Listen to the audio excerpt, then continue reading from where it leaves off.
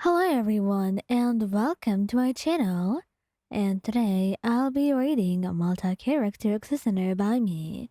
So let's get into it. Scaramouche. The Scaramouche your entire world. So to walk into his home and see you bleeding to your death. That was not a sight that he would ever want to see in his entire lifetime. He didn't know when he started crying, and when he got down on his knees and held you. But right now, that was what's happening. As he held you close to him, his arms encircling you, pressing you close to his chest. Don't do this to me. You have to wake up, Wyan. You have to. You can't. You won't do this to me. Please. He begs you even though he knows you're unconscious, that there is nothing you could ever do to respond. And he's desperate, crying, as he holds you close. Before long, he carries you to Baidu, since he was already in Liyue anyway. And it wouldn't do you harm to get treatment from someone who would know what they're doing. It doesn't take long for Baidu to know what he has to do, and soon you just put to rest. She'll be unconscious for a bit. That's normal, Baidu tells him, and though Scaramouche is worried sick about you, he can trust him to know what he's doing. So he nods and waits, all while sitting next to you, reading you a book or holding your hand, barely sleeping in between.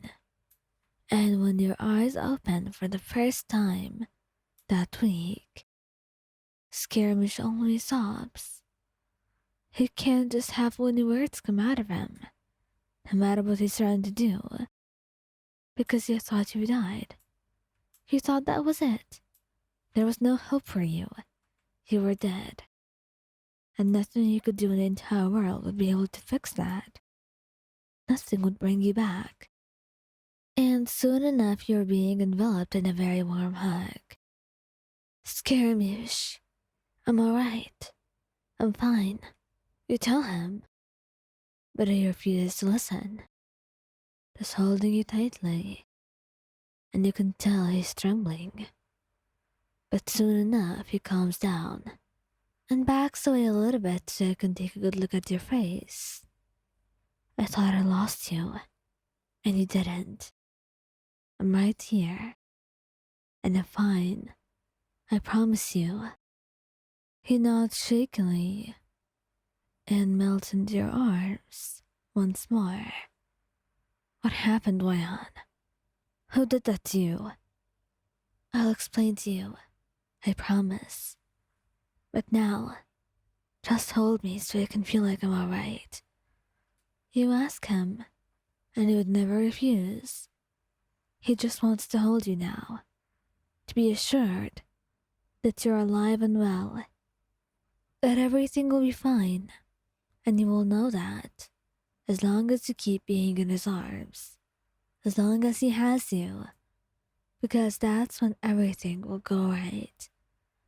That's something he can believe in, and something that he can trust more than anything else in the world.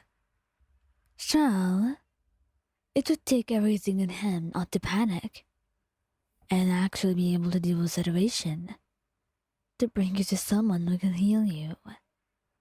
But as soon as you're there, all those memories of losing his loved ones flood his mind. The certainty that you're not going to be here with him permanently. That any second now, you could be gone.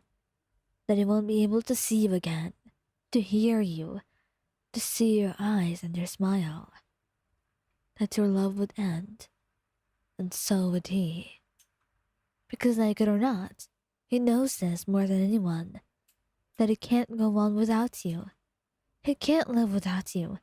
He can't just fathom the idea of being without you for a moment, of not seeing you happy, of not knowing that you're okay.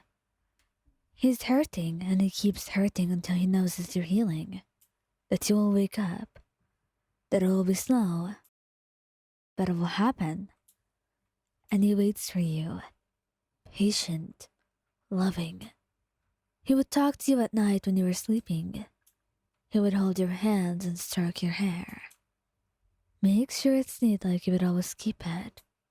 A sign of life, rather than how dead you look. And eventually you wake up, and he finds himself looking into your eyes that were now wide open, facing him right back. Xiao, Before you could even continue, he's kissing you.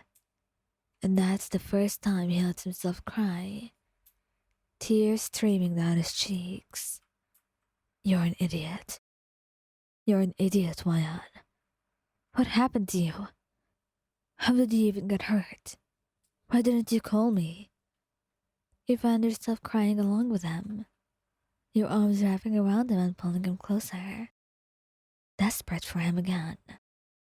To hold him and to feel safe in the way that it would always make you feel. You melted into each other's arms, able to feel love and safety.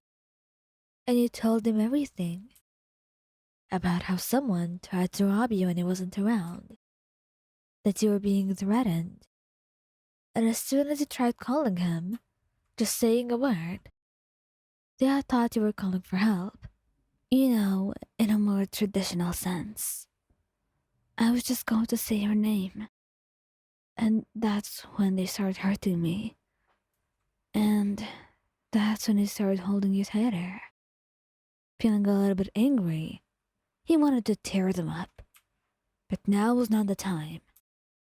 Now he was just going to appreciate this and cherish the fact that you were okay, alive and well, and right there in his arms, surviving and living. He did what he had to do and saved you, and he would continue to do it. But next time, he won't even let anyone lay a hand on you. He would keep you safe the way he was meant to do. And no one would hurt you again. No one had the right to, and he won't allow it. He cupped your face in his hands and leaned down to give you a soft kiss, his eyes closing as you melted into it, cherishing the blessing that he had. And next time, well, there won't be a next time. Not on this watch.